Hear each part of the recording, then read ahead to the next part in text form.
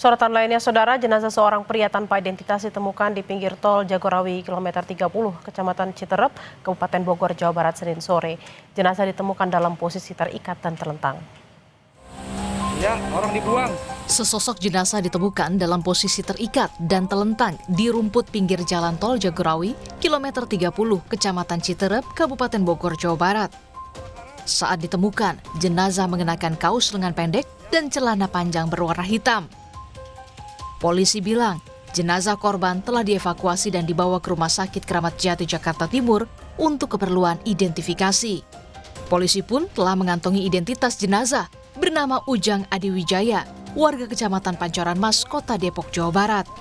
Istri korban telah mendatangi Mapolsek Citerep untuk membuat laporan dan memberikan keterangan terkait korban. Pada saat kami menemukan di TKP, tidak ditemukannya identitas korban. Nah, pada hari ini alhamdulillah identitas korban dapat kami ketahui bahwa jenazah tersebut adalah warga dari Kabupaten Depok. Kriminolog Universitas Budi Luhur, Luki Nur Hadianto bilang, ada indikasi tindak pidana dalam kasus ini.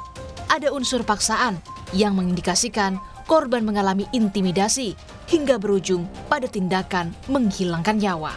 Ada indikasi adanya pidana di sana atau kemudian ini mengindikasikan adanya keterlibatan dari pihak lain bahwa apa yang menimpa dalam konteks ini adalah yang menimpa diri korban, itu pertama ada unsur paksaan di sana. Paksaan ini mengindikasikan bahwa korban mengalami intimidasi sebelum terjadinya tindakan yang mengakhiri hidupnya.